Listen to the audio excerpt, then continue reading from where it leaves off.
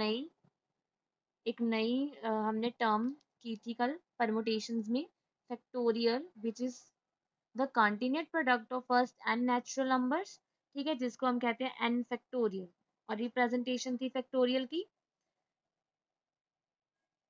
ये दो साइंस, एक तो ये वाला साइन और एक ये वाला साइन से हम फैक्टोरियल को रिप्रेजेंट करते हैं, ठीक है। तो हमने ये चीज की थी कि जो फैक्टोरियल है वो सिर्फ पॉजिटिव इंटीजर्स के लिए डिफाइन होता है, it is not defined for negative integers and also rationals और irrationals, it is defined for only whole numbers and zero factorial is one, ये हमने कल किया था, ठीक है, कि फैक्टोरियल को कैसे सॉल्व करना है, कैसे ओपन करना है। तो जो कल हम सम कर रहे थे उसमें हमने क्या करना था, प्रूफ करना था, prove that 2n factorial divided by n factorial is equals to 1 into 3 into 5 so on up to 2n minus 1 multiply by 2 raised to power n। हमने इसको इसके इक्वल क्या करना था, प्रूव करना है। तो हमने लेफ्ट हैंड साइड उठाई, 2n factorial divided by n factorial। Now what is n 2n factorial?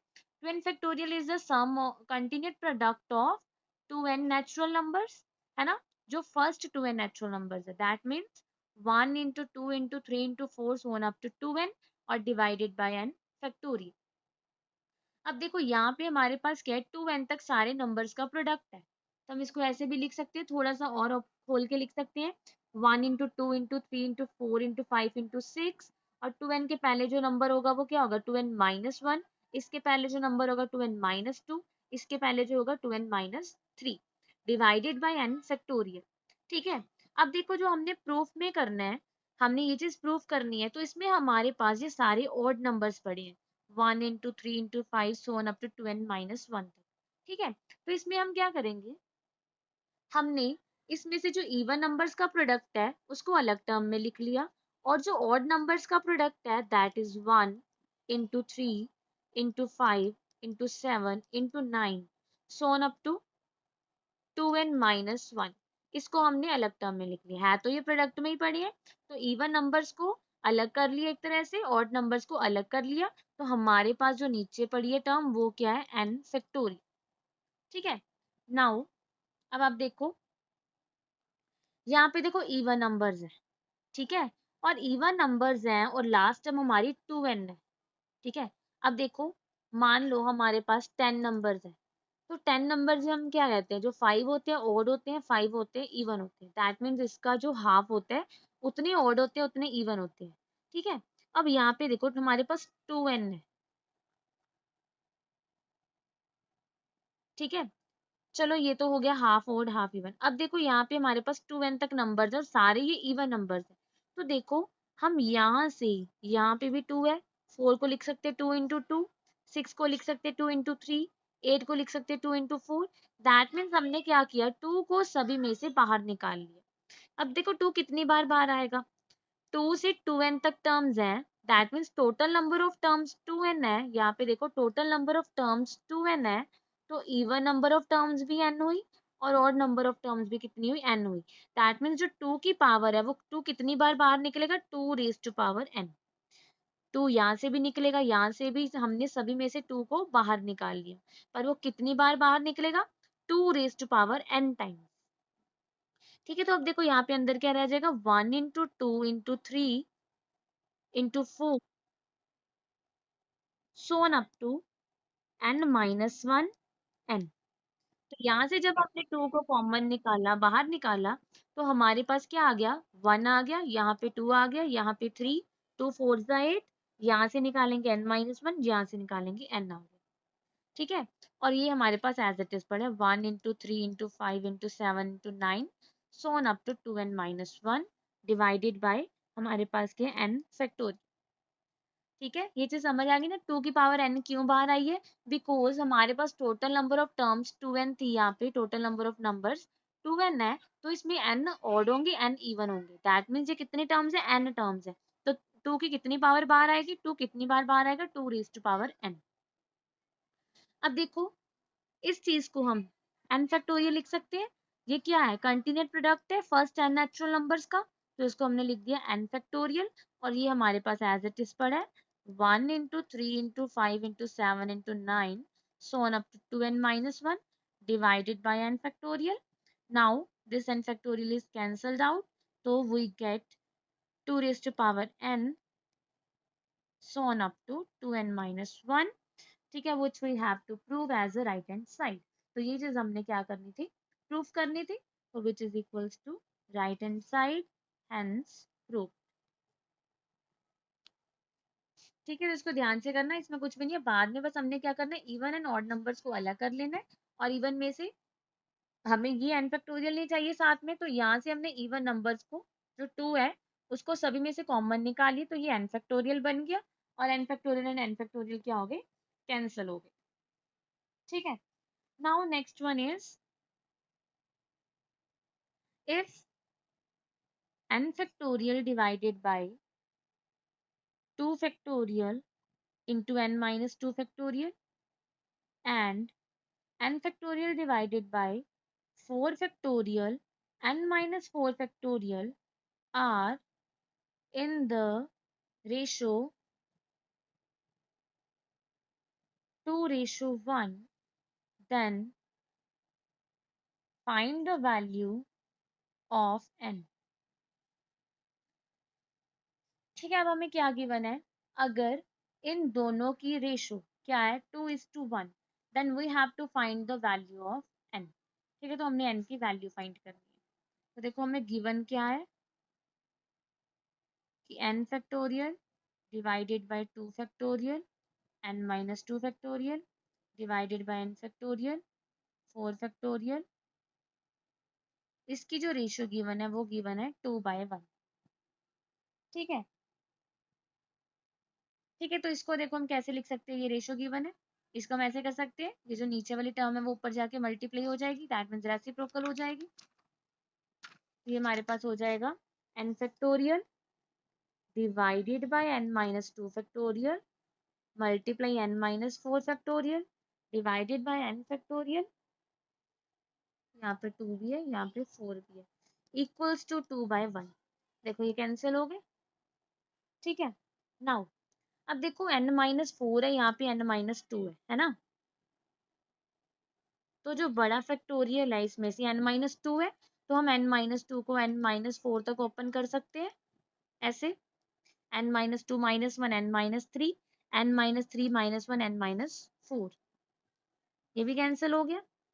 Now what is 4 factorial, 4 factorial is 12 और 2 फैक्टोरियल इज 2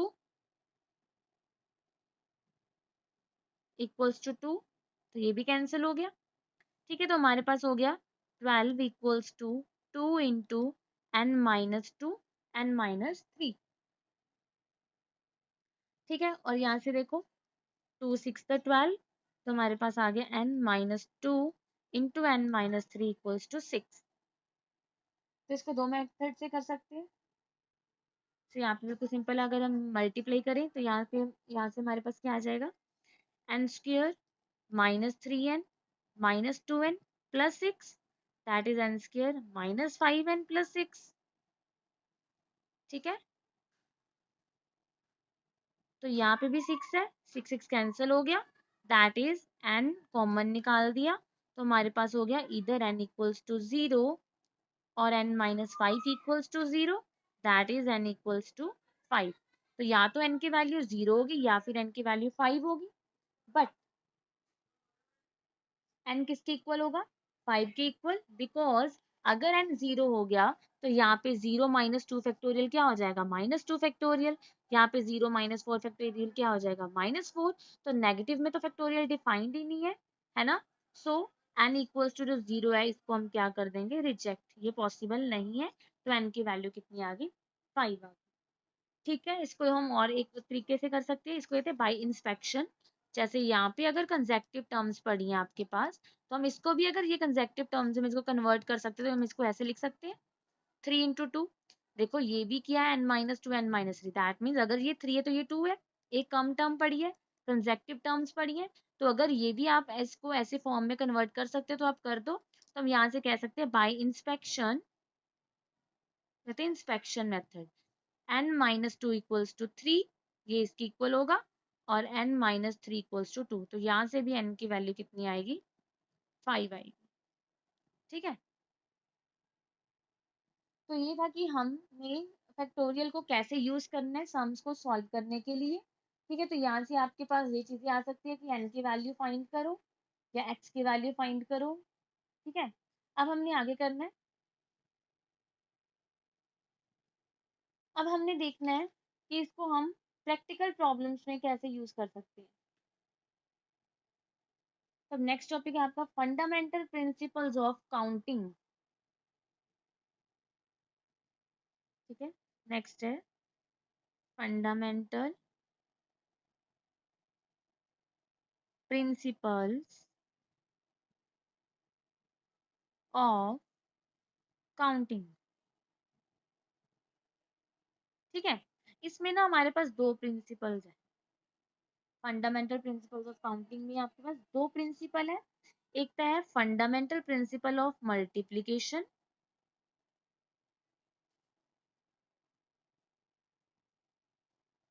मल्टीप्लिकेशन। ठीक है, एक है फंडामेंटल प्रिंसिपल ऑफ एडिशन। देखो इन दोनों में फर्क क्या है। Fundamental principle of multiplication and fundamental principle of addition. अब इन दोनों में डिफरेंस क्या है। देखो फंडामेंटल प्रिंसिपल ऑफ मल्टीप्लिकेशन में क्या होता है।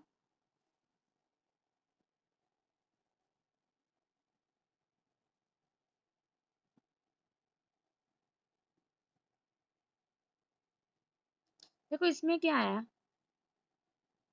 मान लो आपके पास दो काम है, आपने दो काम करने हैं। ठीक है, if there are two jobs such that one of them can be completed, इसमें क्या होता है नंबर ऑफ वेज आते हैं। मान लो हमारे पास दो जॉब्स है। ठीक है, तो एक को करने के लिए हमारे पास m वेज है। m मतलब कुछ भी हो सकता है, 2 वेज 3 वेज, है ना। तो मान लो एक काम को करने के लिए हमारे पास m वेज है। ठीक है, अब दूसरे काम का भी हमें नहीं पता कितने नंबर ऑफ वेज हैं। अगर पहला काम कंप्लीट होगा m वेज के साथ, देन हम सेकंड काम कर सकते हैं n वेज के साथ। मल्टीप्लिकेशन में होता है कि ये दोनों काम एक दूसरे पे क्या कर रहे हैं, डिपेंड कर रहे हैं।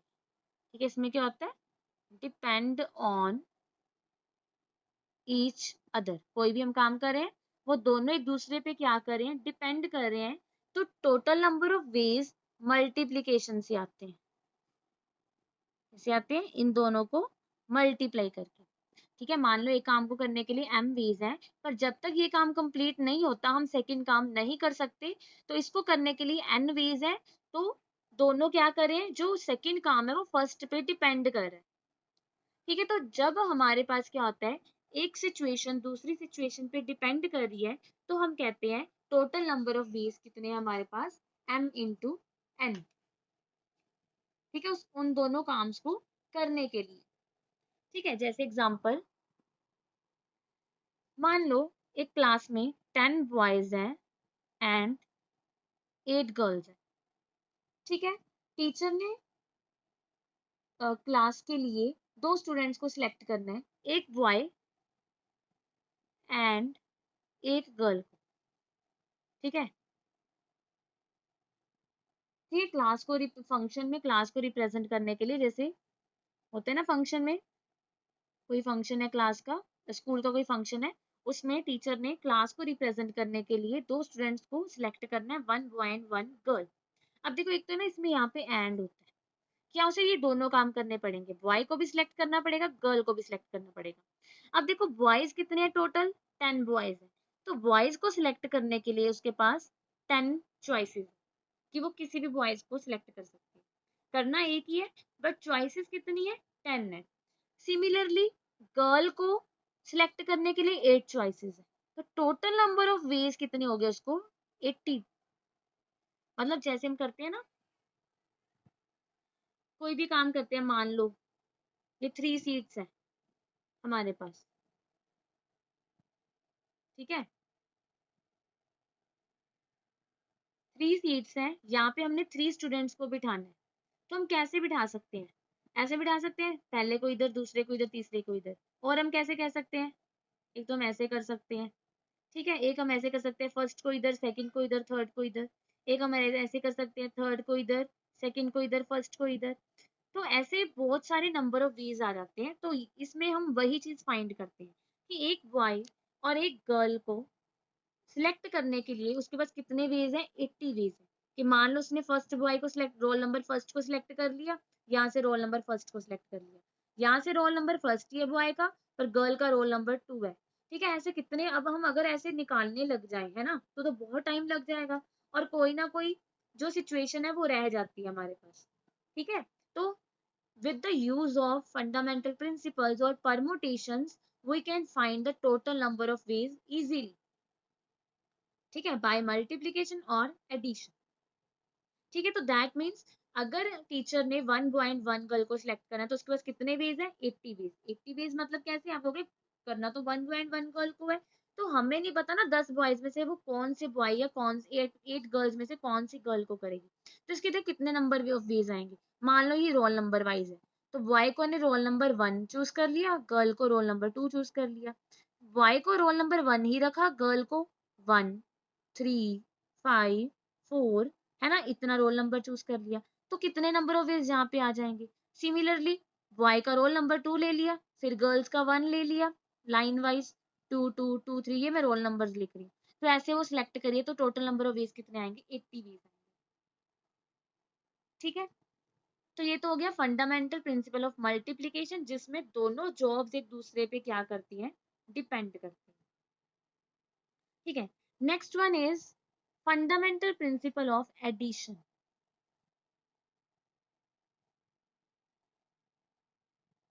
समझ में आपको और क्लियर हो जाएगा।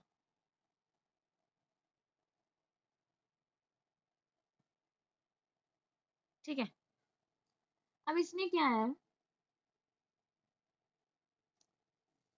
अगर दो काम ही करने हैं हमने, ठीक है, इसमें जो काम होंगे इंडिपेंडेंटली होंगे। ठीक है, जॉब्स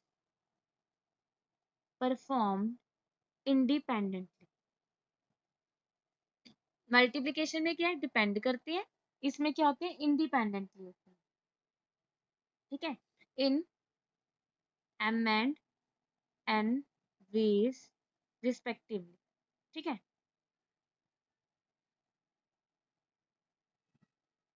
मतलब इसमें ये होता है कि चाहे जो मर्जी काम कर लो, ये दोनों इंडिपेंडेंट। लाइक इसमें अब एग्जांपल है, हम इसी को एग्जांपल को ही थोड़ा सा और करते हैं। वैसे ही 10 बॉयज हैं एंड 8 गर्ल्स।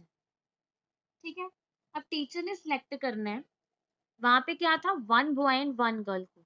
यहाँ पे है टीचर ने सिलेक्ट करना है इधर अ बॉय और अ गर्ल।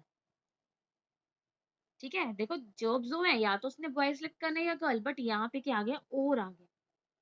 दैट मीन्स वो बॉय को भी सिलेक्ट कर सकती है, गर्ल को भी। यहाँ पे क्या था, बॉय को भी करना है, गर्ल को भी, दोनों को जरूरी है। पर यहाँ पे क्या, इधर अ बॉय और अ गर्ल। तो इसमें हम क्या करते हैं, एडिशन करते हैं, मतलब बॉयज को सिलेक्ट करने के लिए उसके पास 10 वेज है, गर्ल्स को सिलेक्ट करने के लिए 8 वेज है। टोटल नंबर ऑफ वेज कितने हो गए, 18। ठीक है, इसमें क्या इंडिपेंडेंट है, अगर उसने बॉय को सिलेक्ट कर लिया तो उसे गर्ल्स पे कोई फर्क नहीं पड़ रहा कि उसने सिलेक्ट करना है कि नहीं, तो ये चीज खत्म होगी। अगर उसने गर्ल को सिलेक्ट किया है तो इसकी इस पे कोई फर्क नहीं पड़ रहा। ठीक है, तो ये दोनों इंडिपेंडेंट है, कि चाहे वो बॉय को गर्ल, इसमें क्या आ गया, एक आ गया, मतलब। तो देखो इनमें डिफरेंस क्या है दोनों प्रिंसिपल्स में। जो फंडामेंटल प्रिंसिपल ऑफ मल्टीप्लिकेशन है, इसमें क्या होता है कि कोई एक काम बहुत सारे आगे काम काम में बंटा होता है। ठीक है, एक काम को करने के लिए आपको ये 3 काम करने पड़ेंगे, और तीनों एक दूसरे पे डिपेंड करते हैं। तो इसमें हम करते हैं मल्टीप्लाई। ठीक है, मतलब एक काम होगा तभी ये वाला होगा, फिर ये होगा तभी ये वाला होगा, तो इसमें हम करते हैं मल्टीप्लाई। इसमें सारे काम करने के, तीनों काम करने पड़ते हैं जो भी है हमारे पास। बट एडिशन में क्या होता है, अगर आपके पास 2 जॉब्स हैं तो इसमें हम कोई भी एक कर सकते हैं, तो हम इसमें एडिशन के साथ करते हैं। ठीक है, समझ में आपको और क्लियर हो जाएगा। अब देखो इसमें आपके पास सम्स कैसे आएंगे। देखो जैसे फर्स्ट सम है, बिल्कुल इजी सिंपल सा लेते हैं हम। देखो How many three-digit numbers can be formed by how many three-digit numbers can be formed by using the digits 1, 2, 3, 4, and 5. First is when repetition is allowed. अब इसका मतलब क्या होता है? Second one is when repetition is not allowed. ठीक है? How many three-digit numbers can be formed by using the digits 1, 2, 3, 4, 5 when repetition is allowed and when repetition is not allowed? ठीक है, देखो जो मेन आपका यूज होता है ना वो fundamental principle of multiplication he use होता है। जो एडिशन वाला बहुत कम यूज होता है, उसमें केसेस बनते हैं तो वो ऐड करते हैं, इसमें सब कुछ साथ में होता है। तो देखो अब वो क्या कह रहे हैं कि हमारे पास टोटल नंबर ऑफ डिजिट्स है 5। देखो टोटल नंबर ऑफ डिजिट्स कितने हैं जिनको हमने यूज करना है, 1, 2, 3, 4 and 5, that is equals to 5। अब इन 5 डिजिट्स को यूज करके देखो हम कर क्या रहे हैं। अब देखो हमारे पास 5 डिजिट है और हमने बनाने कितने, 3 डिजिट नंबर्स बनाने। अच्छा अगर आप बिना इसको यूज करे बनाओगे तो कैसे बनाओगे? टोटल 5 है तो पहले तो हम यहाँ पे 1 रख लेते हैं, 1, यहाँ पे 2, 3, यहाँ पे 1 फिक्स कर लिया, यहाँ पे 2 फिक्स कर लिया, 4, 1, 2, 5, है ना? कितने नंबर्स बन सकते हैं ऐसे? पहले 1 2 फिक्स कर लिया, यहाँ पे 3 4 5 हो गया, है ना?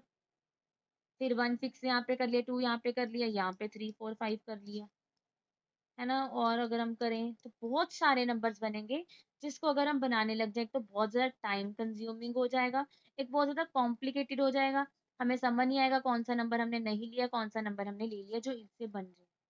ठीक है, तो इसके लिए हम इसको यूज करते हैं परमुटेशंस। ठीक है, अब देखो इसको हम कितने इजीली यहाँ से यूज कर लेंगे। हमने टोटल नंबर निकालने हैं, ये नहीं निकालने हाँ ये कितने हैं या ये वाला, है ना? कि 1 से कितने स्टार्ट, ये भी हो सकता है कि 1 से कितने स्टार्ट हो रहे हैं ये निकालो। पहले हम सिंपल करें कि हमने total number of three digit numbers निकालने हैं, कितने बनेंगे। तो अब देखो रेपिटेशन का मतलब क्या है, हमारे पास ऐसे नंबर्स भी तो हो सकते हैं बीच में, जैसे अगर हम इसको यूज करें तो व्हेन तो repetition is allowed and when repetition is not allowed. इसका मतलब क्या है? First part when repetition is allowed, तो आपने क्या करना है, हमारे पास कितने, हमने कितने डिजिट नंबर बनाने, 3 डिजिट नंबर बनाने, ठीक है? तो यूज करना है इनको। अब देखो जब रेपिटेशन अलाउड है दैट मीन्स हमारे पास इस प्लेस के लिए भी 5 चॉइसेस है कि यहाँ पे भी 1 2 3 4 5 में से कुछ भी आ सकता है। इस प्लेस के लिए भी 5 चॉइसेस है क्योंकि रेपिटेशन अलाउड है, मतलब जो यहाँ पे आए वो यहाँ पे भी आ सकता है। और इसके लिए भी 5 चॉइसेस है। जब रेपिटेशन अलाउड है दैट मीन्स जो नंबर यहाँ पे आ गया वो आगे भी जा सकता है, जैसे 121, 111, 131, 141, 114, 144, है ना? ये देखो कितने सारे नंबर इसमें आएंगे। तो देखो फर्स्ट प्लेस के लिए 5 चॉइसेस है, सेकंड प्लेस के लिए भी 5 चॉइसेस है, थर्ड प्लेस के लिए भी 5 चॉइसेस है। ठीक है, तो यहाँ पे अगर हम देखें तो हम लिखेंगे चॉइसेस फॉर फर्स्ट प्लेस या फर्स्ट डिजिट कितनी है, 5। Choices for second digit 5, choices for third digit 5। ठीक है, तो टोटल नंबर ऑफ वेज कितने हो गए, sorry total number of numbers कितने हो गए, 5 इंटू 5 इंटू 5 दैट इज 125। ठीक है, जब आपके पास जो ये नंबर बनेंगे, देखो ये टोटल नंबर नहीं है, ये है जब रेपिटेशन अलाउड है। रेपिटेशन अलाउड है मतलब जहाँ पे कोई नंबर 2 बार भी रिपीट हो सकता है, 3 बार भी, तो वही नंबर्स कितने हैं, 125। ठीक है, next one is when repetition is not allowed. तो फिर हमारे पास 3 चॉइसेस, 3 डिजिट्स नंबर बनाने हैं हमने। ठीक है, देखो रेपिटेशन नहीं अलाउड, तो दैट मीन्स अगर हमने यहाँ पे कोई नंबर डाल दिया 5 में से, पहले के लिए तो 5 चॉइसेस ही हैं, अब इसमें हमने कोई नंबर डाल दिया 1 2 3 4 एंड 5 से, तो रेपिटेशन अलाउड नहीं है, दैट मीन्स जो नंबर यहाँ पे आ गया वो यहाँ पे नहीं आ सकता, तो इसके लिए कितनी चॉइसेस रहेगी? 4। अब देखो एक नंबर यहाँ पे आ गया, एक नंबर यहाँ पे आ गया, तो यहाँ पे 5 चॉइसेस थी, यहाँ पे 4, तो यहाँ पे कितनी रहेगी? 3, because total number of digits 5 है। दो नंबर यहाँ पे आ गए, तो इसके लिए 3 चॉइसेस रहेगी। तो यहाँ पे हम क्या कहेंगे, जो टोटल नंबर ऑफ वीज है या नंबर्स हैं वो कितने हैं? 5 इंटू 4 इंटू 3 इज 120। ठीक है, तो यहाँ से हमने टोटल नंबर ऑफ नंबर्स निकाले when repetition is allowed, when repetition is not allowed. That means अगर हम इनको ऐड करें तो टोटल नंबर कितने बनेंगे? अब देखो, अगर हम ऐसे देखें तो ये क्या है, अगर हम यहाँ पे देखें इस केस में और इस केस में, ये डिपेंड कर रहे हैं एक दूसरे पे, क्योंकि ये एक ही नंबर की बात हो रही है, 3 डिजिट नंबर। ठीक है, बट अगर हम इन दोनों केसेस को देखें, ये दोनों एक दूसरे से इंडिपेंडेंट है। यहाँ पे रेपिटेशन अलाउड है, जब रेपिटेशन अलाउड है तो इसके ऊपर कोई फर्क नहीं पड़ रहा, दैट मीन्स ये नंबर इसमें नहीं आ रहा, और यहाँ पे रेपिटेशन नॉट अलाउड है, ये नंबर इस पे नहीं आ रहा। तो अगर हमने टोटल नंबर ऑफ डिजिट्स निकालने हैं तो हम इनको ऐड करेंगे, तो यहाँ पे देखो फंडामेंटल थ्योरम ऑफ या फंडामेंटल प्रिंसिपल ऑफ एडिशन लगेगा, और इनको ऐड करेंगे। बट ये क्या है, सिर्फ एक केस में एक ही नंबर्स बन रहे हैं, तो ये यहाँ पे फंडामेंटल प्रिंसिपल ऑफ मल्टीप्लीकेशन लगेगा। ठीक है, नेक्स्ट देखो, इसके साथ की और सम करते हैं ताकि आपको अच्छे से समझ आ जाए। Now next one is a room has 6 doors।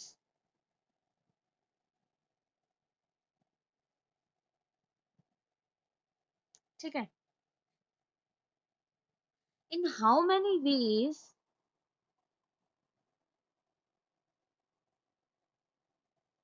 Can a person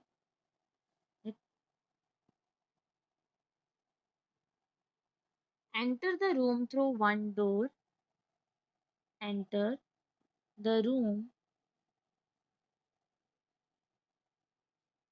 through one door and come out through a come out through a different door। ठीक है, अब वो कह रहे हैं कि 6 डोर्स हैं यहाँ पे। ठीक है, 1 2 3 4 5 6। ठीक है, 6 डोर्स हैं, in how many ways can a person enter the room? एक रूम के 6 दरवाजे। ठीक है, 6 डोर्स है, तो रूम तो एक ही है ना, डोर्स 6 हैं, दैट मीन्स उसने उस रूम में जाना है तो वो किसी भी डोर को यूज कर सकता है। अब देखो, अंदर जाने के लिए उसके पास कितनी चॉइसेस है? 1 चॉइस है। 6 चॉइसेस है, देखो कितने डोर्स हैं टोटल? 6 डोर्स है, तो अंदर जाने के लिए उसके पास कितनी चॉइसेस होगी? 6। सो हम कह सकते हैं बेस या number of choices for person can enter the room. एक रूम एक है, पर उसके लिए चॉइसेस कितनी है? 6 चॉइसेस है, तब वो एंटर तो कर गया। ठीक है, उसके लिए 6 चॉइसेस है। अब वो कह रहे हैं and come out through a different door, अब उसने बाहर आना है, पर वो कह रहे हैं जिससे वो पहले अंदर गया उससे बाहर नहीं आना चाहिए। मतलब मान लो वो पहले थर्ड रूम से अंदर गया, तो बाहर आने के लिए उसके पास कितने चॉइसेस है? 5 है, तो that means ways for a person to come out through a different door are 5। अब देखो एक दूसरे पे डिपेंड कर रहे हैं, क्यों? अगर वो पहले वहां से चला, दैट मीन्स अगर ये दो जॉब्स वो करे, एक तो वो अंदर जा रहा है, एक वो बाहर आ रहा है, अब वो अंदर जाएगा तभी बाहर आएगा ना, तो जो बाहर आने की जॉब है वो तभी होगी जब वो अंदर जाएगा। तो ये जो जॉब्स हैं दो, एग्जिट और एंटर की, तो जो एग्जिट वाली है वो एंटर पे डिपेंड करती है। अगर एंटर करेगा तभी वो एग्जिट करेगा, जैसे हमने पहले एग्जांपल में किया था। ठीक है, तो यहाँ पे फंडामेंटल प्रिंसिपल ऑफ मल्टीप्लिकेशन लगेगा। तो टोटल नंबर ऑफ वेज कितने हो गए कि वो एंटर और एग्जिट कैसे कर सकते हैं, उसके पास कितने वेज हैं, 30 वेज। 6 × 5। ठीक है, ये हम अपने आप नहीं बना सकते, बहुत ज्यादा हो जाते हैं। 30 तो चलो फिर भी बन जाएंगे, बट उसमें भी बहुत ज्यादा टाइम लग जाएगा। तो पहले हम देखेंगे, हाँ जी की फर्स्ट से गया है तो वो सेकंड से बाहर आ सकता है, थर्ड से बाहर आ सकता है, 4 से, 5 से, 6 से, तो 6 यहाँ पे होगी। फिर हम कहेंगे सेकंड से गया है तो वो 1 से बाहर आ सकता है, 3 से, 4 से, 5 से, 6 पे। ठीक है, तो 6 केसेस ये हो गए, सॉरी 5 5 ये हो रहे हैं, तो टोटल 6 है, तो 5 को 6 बार करेंगे 30 आ जाएगा। ठीक है, तो ये तो फिर भी ऐसा कि वैसे हम निकाल सकते हैं, बट इसको हम ऐसे इजीली कर सकते हैं। तो उन इन प्रॉब्लम्स को सॉल्व करने के लिए ये हमारे पास परमुटेशंस आई है।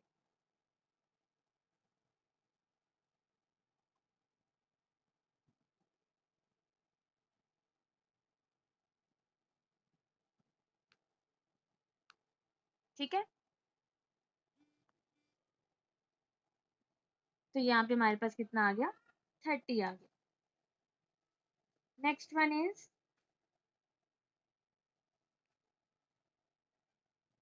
देखो नेक्स्ट क्या है हमारे पास, given 4 flags of, third sum है, given 4 flags of different colors,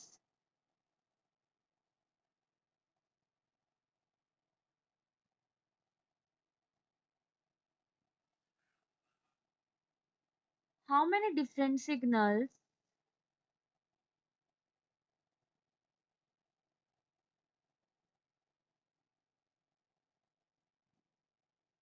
can be formed if a signal requires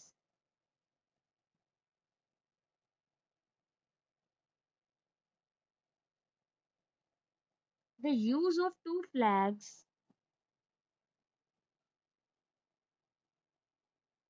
one below the other?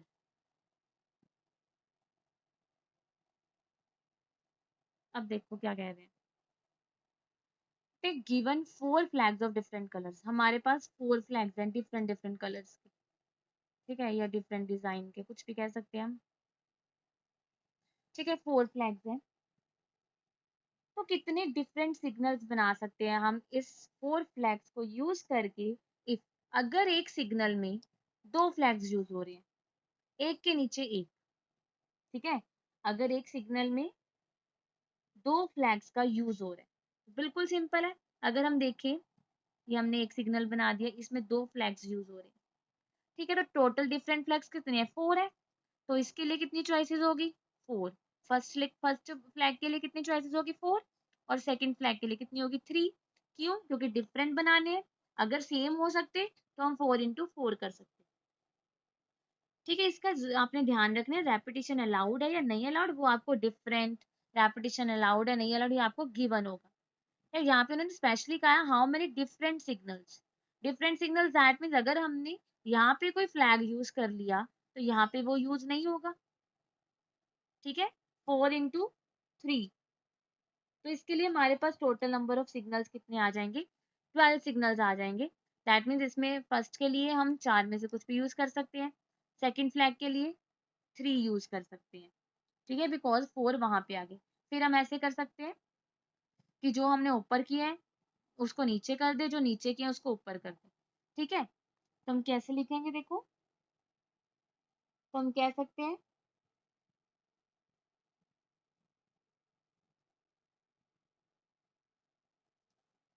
choices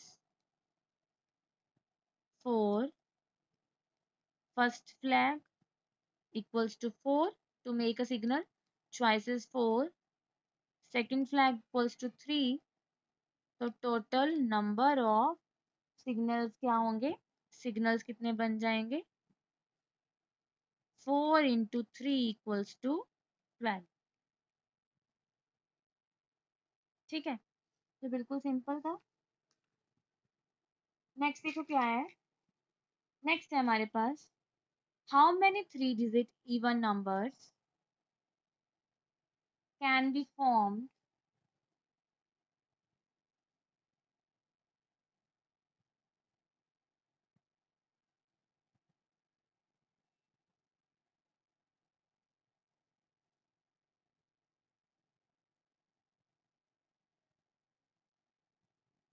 from 1 to 3, 4, 5, 6 from the numbers 1, 2, 3, 4, 5, 6 if digits can be repeated. If digits can be repeated.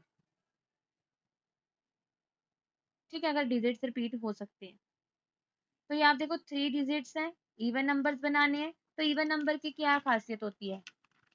हम किसको कहते हैं कि even number है? हम कहते हैं कि अगर यूनिट डिजिट है जो उस पे अगर वो 2 का मल्टीपल है तो हम कहते हैं कि नंबर क्या इवन है। मतलब यहाँ पे क्या क्या हो सकता है?